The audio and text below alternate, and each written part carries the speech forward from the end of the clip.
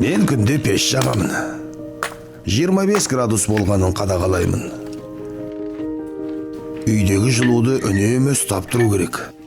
Келесі жылы газ өткізетін шығар деп үміттенемін.